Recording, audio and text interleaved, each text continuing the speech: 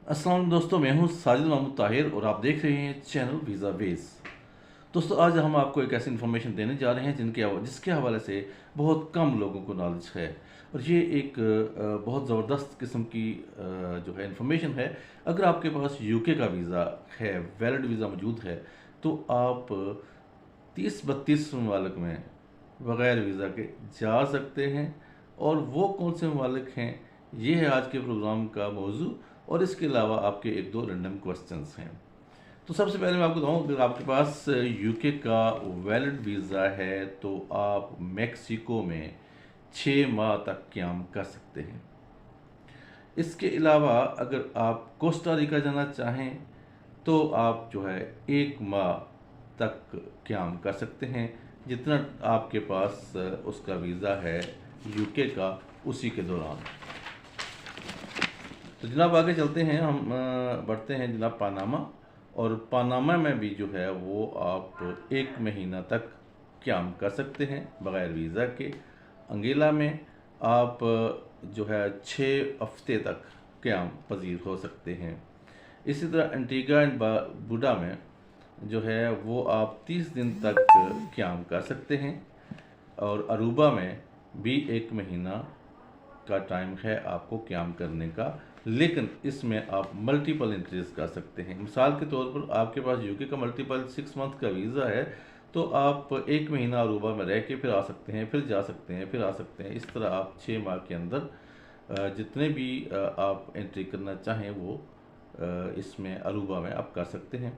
Bahamas में आप 3 महीने के लिए जो है वो स्टे कर सकते हैं यूके के वैलिड वीज़ा के साथ। बरमूदा बरमूदा में आप 45 डेज़ यानी 1.5 माह तक आप क़याम कर सकते हैं। बोनेर में आप 30 डेज़ क़याम करेंगे। ब्रिटिश वर्जन आइलैंड्स में भी 6 महीने तक आप क़याम कर सकते हैं विदाउट वीज़ा। इसके अलावा केमन है, वहाँ पर आप 30 दिन क़याम करेंगे। और कराकाओ या कराचाओ जो है, इसमें आप करेंगे 30 डेज़ का क़याम। डोमिनिकन रिपब्लिक में भी 30 डेज़ का क़याम है। सेंट मार्टिन में भी 30 डेज़ का क़याम है। तुर्क्स एंड कॉक्स में भी 3 मंथ का क़याम है, यानी कि यहाँ पे आप 3 महीने तक रह सकते हैं।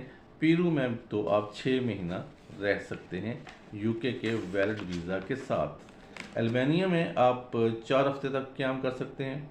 आर्मीनिया में 120 डेज़, यानी कि वो भी 4 वीक्स ही हो गई, ठीक है, 4 मंथ हो गए। 4 महीने तक आप क़याम कर सकते हैं। इस तरह जॉर्जिया में आप 3 महीने तक क़याम कर सकते हैं। जिब्राल्टर में 21 डेज़ यानी कि 3 वीक्स तक क़याम कर सकते हैं।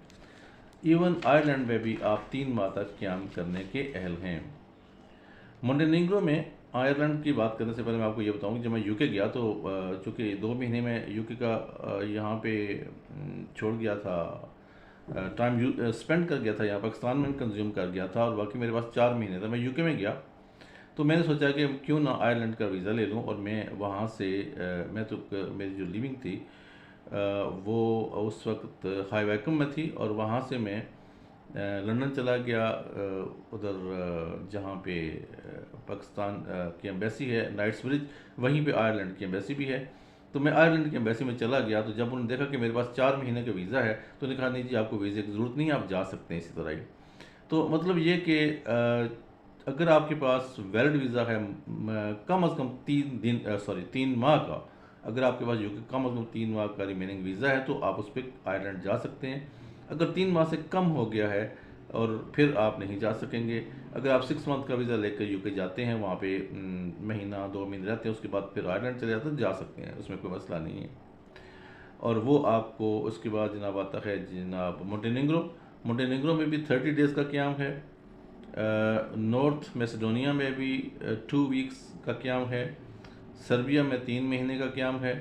और तुर्की में 30 दिन का क़याम है। बहरीन में आप 14 दिन यूके के वीज़े पर गुजार सकते हैं। इसके अलावा हम आगे बढ़ते हैं जनाब। आगे जो हमारे पास इंफॉर्मेशन है ओमान है। ओमान में भी 30 डेज़ कर सकते हैं, लेकिन ये सिर्फ़ और सिर्फ इंडियन पीपल के लिए। जो इंडियन पासपोर्ट होल्डर्स हैं वो ओमान में 30 दिन का क़याम कर सकते हैं यूके के वीज़े पे। और कतर में आप जो है 1 महीने का क़याम, सऊदी अरेबिया में 90 डेज़। ये बड़ी खूबसूरत बात है कि अगर आपके पास यूके का फ़र्ज़ करें 6 मंथ का वीज़ा है तो आप सऊदी अरेबिया में 3 महीने गुजार सकते हैं। यूएई में यानी कि यूनाइटेड अरब एमिरेट्स दुबई में आप 30 दिन रह सकते हैं।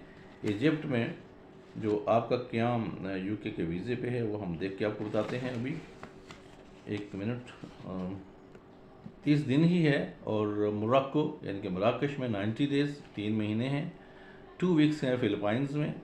सिंगापुर में 4 डेज़ यानी कि सिंगापुर में आपको सिर्फ इख्तियार है कि आप 4 दिन जो है वो वीज़ा के बगैर रह सकते हैं। तो जनाब ये थी इंफॉर्मेशन यहाँ तक। लेकिन सिंगापुर के बाद एक और कंट्री है जिसका नाम है ताइवान। ताइवान में भी आप 14 दिन विदाउट वीज़ा जो है वो क़याम कर सकते हैं। और ये थी इंफॉर्मेशन।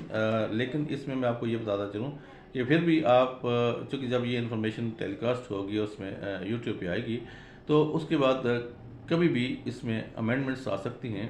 तो आपको हमेशा से हम यही एडवाइस करते हैं कि आप इसको डबल चेक कर लिया करें, मतलब का ओवरसीज़ मिशन के साथ, एम्बेसी के साथ, कॉन्सुलेट के साथ जो है वो इसको चेक कर लिया करें। तो अब हम बढ़ते हैं, आपके कुछ सवालात थे जो हमने रेंडमली पिक किए हैं। तो रेंडमली जो हमारे सामने सवालात आए हैं आपके, उनमें पहला सवाल ये है, शकील अहमद कहते हैं how can I get visa Hong Kong. इस सिलसिले में जनाब हमारी एक वीडियो है, मैं उसका लिंक दे देता हूँ डिस्क्रिप्शन में, आप वहाँ से देख सकते हैं कि आपको पूरी इन्फॉर्मेशन है कि आप हांगकॉन्ग का वीज़ा कैसे हासिल कर सकते हैं। इमिटी के ये आई डोंट नो क्या नाम है इनका, लेकिन ये एक आईडी है। उस आईडी से उन्होंने पूछा है जनाब, I have been UK for 6 years, then left, but now I want to check my immigration history. But when I try to fill online form for history, they asked UK address, but I am not living in UK now. Then how can I check my history? Please assist. देखिए, आपने इसमें थोड़ी सी information कम दी है। आपने ये नहीं बताया कि आप कब गए थे और 6 ईयर्स के बाद आप कब वापस आए हैं, आपको वापस आए हुए कितना अर्सा हो गया है। तो इसमें ये है कि आपका जो एम्बेसी की तरफ से बैन बनता है वो चेक करना पड़ता है। और दूसरा ये है कि मोस्ट प्रोबेबली कि आप फॉर्म में कहीं गलत ट्रैक पे चले गए हों। नॉर्मली वो एड्रेस जो है वहाँ का, अगर आप वहाँ अपने एग्जिट कर लिया है यूके, तो फिर वहाँ का एड्रेस नॉर्मली नहीं मांगते, एक्सेप्ट उस चीज़ के कि आपकी अकोमोडेशन वहाँ पे कहाँ पॉसिबल है, कहाँ हो सकती है, कोई स्पॉन्सर है या कहीं होटल वगैरह है। तो उस सिलसिले में ये इन्फॉर्मेशन चूँकि कंप्लीट नहीं थी इसलिए मैं नहीं दे सकता।